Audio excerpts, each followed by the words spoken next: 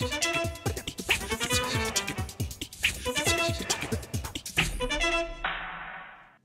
and welcome to the France 24 interview. I have the pleasure today of welcoming a former partner of McKinsey who's since returned to his homeland of Tunisia to have a look at what's going on, first of all, for McKinsey, see what was happening economically with problems like unemployment and so on, and who since the Tunisian revolution has written a book, a sort of declaration of war, warning against the new menace that is weighing on Tunisia, which is that of unemployment. Cyril Crislin-Caray, thanks very much indeed for being our guest today.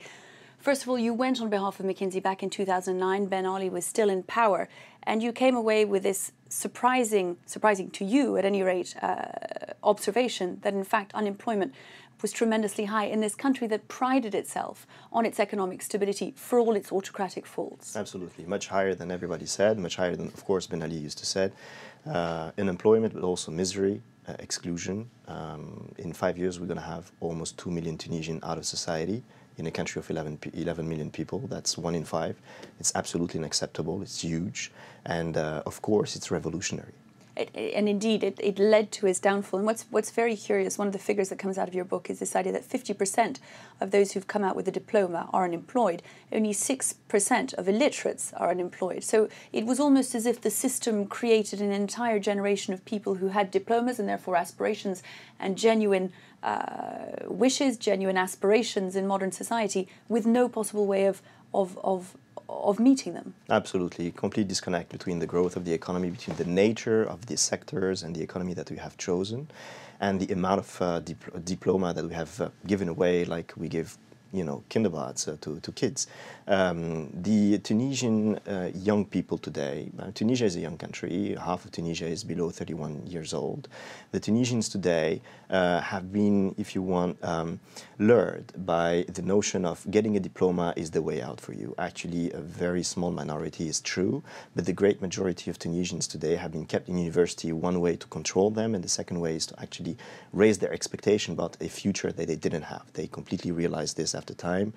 We now have almost 150,000 Tunisians with a diploma sitting on the streets not knowing what to do, having no trust in their future, no trust in their own existence. Our machine is a terrible machine of creating revolution. Egypt has a bit of the same problem, actually, in a much larger scale. We have today to shift our mindset, to shift our way to govern our country, to shift our vision for the future of our country, from a country that produces people with diploma to a country that produces people with work, and actually work that is oriented to export, because we are a small country. My vision for the country is that I think Tunisia should become some sort of a mix between Switzerland and Singapore, if you want. The Switzerland from the Mediterranean and Singapore for Africa. We are not capitalizing at all in a number of sectors today in Tunisia that can create jobs for these young people. We are not capitalizing in new regions. We are not enough connected with the south of the world. We are too much connected with old partners. We have to change the way we think about our country so that we can give work to these young people. And the demography is just going on and on and on. So in 5 years, they're going to be 2 million. Now, is the political process moving in the right direction according to you? Are the changes that we're seeing in Tunisia now, elections coming up in October, nearly 100 parties have registered themselves to present themselves to the Tunisian people. Do you have hope that one of these will manage to take Tunisia in that particular direction? Or is the problem not that politics is slow and that what you're talking about would take some quick thinking and some decisive action that the country is simply not in a position to make? Politics is slow and is natural. We made it even slower because we made a number of choices regarding what kind of elections we're doing, how we're going about this, etc. That is making everything a bit more complex than it should be, and much more complex than surely the people would like and understand. But however, this is going on. I hope we're going to be in a safe place next year regarding, free elections, having more or less an assembly that represents the people, etc. Now, on the other hand, there are a number of quick wins, if you want to call it this way, that could have been made and that we should, get our hands around. Quick wins around justice, for instance. Tunisians have no faith in their justice, rightly so, because that's the same justice that was the dictatorship justice. How could you make people believe that the same judges who've been judging for 23 years below Ben Ali suddenly become independent? And independent from whom, actually? And what is their frame of reference to judge what? They are not actually judging the people from the past fast enough. So there are a number of things we need to go fast about.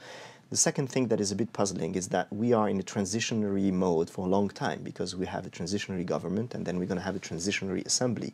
Now, the things that we need to do for Tunisia and that I express in my book need very decisive leadership. That doesn't mean authoritarian leadership. That means decisive leadership. Leadership that brings a new vision for the country, that has the power to act on social and economical issues. The assembly can take care of the political dimensions, how we structure institutions and justice. But Tunisians have been waiting for 40 years. We cannot ask them now to just wait a bit more because us from the capital city, we need time to think and figure out how we're going to deal about institution. We have to make our own revolution in the way we think, in our mindset, in the options we choose, and we have to take shortcuts. We don't have time. In 5 years, 1 Tunisian in 5 is going to be out of society. One senses the frustration between the gap between the expectations that you allude to and the naturally slow and perhaps even slower by dint of certain decisions they've made process that is going on in Tunisia. Regularly people out on the streets again protesting against the fact that in a sense the revolution has been stolen from them and keeping a close eye on what's going on. Is that going to be enough or is it dangerous? I mean, is there a likelihood that Tunisia really could spiral into the sort of chaos that we haven't yet seen? Yeah, it's very healthy that the people is doing this. I think I'm amazed by the instinct of the Tunisian people. I think that the instinct is great. The intentions are very good, very noble.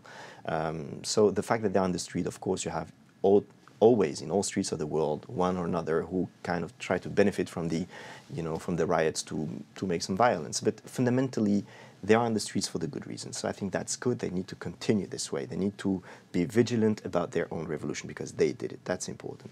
Now, on the other hand, the assembly that we're going to elect, which is a constitutional assembly, will have all the powers in its hand. Potentially, there is the seed for a new dictatorship, maybe of a new form, parliamentary dictatorship, depending on who is the party is going to win. We, of course, are very worried about the Islamist party in Tunisia, but you could be worried about other parties as well, who could get a majority and find themselves with all the powers in their hands, and they could do virtually whatever they want. So there are a number of measures that need to be taken today to reduce the ability of the Constitutional Assembly, first, to perpetuate itself too long. It should be 6 months, no more. Secondly, it should never elect immunities for its deputy. The deputy should not be able to represent themselves. I mean, things that are obvious, but we have not stated this anywhere in Tunisia. And the other thing is that we need to change justice now before we have the assembly, because if we manage to get some sort of a competent and independent justice before 23rd of October, then we're going to have some balance between powers. And the people will have 2 places to go if it's not happy. We don't have that today. So we are going on potentially, as you said, maybe a spiral. I hope not. I think it's not going to happen. I'm faithful. I have a lot of hope for my country. But we need to be very careful to make sure that we take those kinds of actions today that can still make sure that we remove all risks that this assembly becomes a monster. Now, one of the key issues, of course, according to you, is unemployment. It was the powder on which the spark of Mohamed Bouazizi's protest ignited into the sort of revolution that cost the job of Ben Ali. According to you, according to the book, and it's a very passionate book, it's a warning, it's a declaration of war. You feel that this could translate, this could be the powder on which something far greater could happen in the future. Isn't that almost inevitable, given the naturally slow process that we're talking about? No, I hope it's not inevitable. I think it is inevitable, actually. It takes a profound transformation in the mindset of the people who rule Tunisia. It takes also a profound, they need to love the people. They don't. Okay, if you don't really feel the people in your heart, if you don't feel what happened, if you stop interpreting what happened as being an opportunity for you to actually change things that you are legitimate to be willing to change, how the court operates, you don't want dictatorship, etc. That's absolutely legitimate and fine. But you need never to forget what's the origin of all of that. And I think that's possible. I think there is a lot of movement in that direction. The energy is good. I think we're going to get there. Now, it is true that if we don't radically change, I mean, it's a revolution. I mean, the term itself explains what we need to do. It's a revolution. If we don't radically change the way we think about our country, the way we dream about our country, and the way we govern our country, inevitably 1 in 5 being out of society, having done a revolution before and not having heard the first time, second time is going to be harder if it happens, and I hope it doesn't. And of course, Tunisia is the precursor in all this. It was the country that began this extraordinary Arab Spring that we're seeing. The whole world is watching. Absolutely. I mean, you know, we are making dreams for the Arab world. it's a dream that democracy can exist in an Arab country and a Muslim country. That is the first time ever. We are dreaming of that. I think we're able to do this. In dreaming with that, we also can dream of the fact that we can give a future to the Arab youth.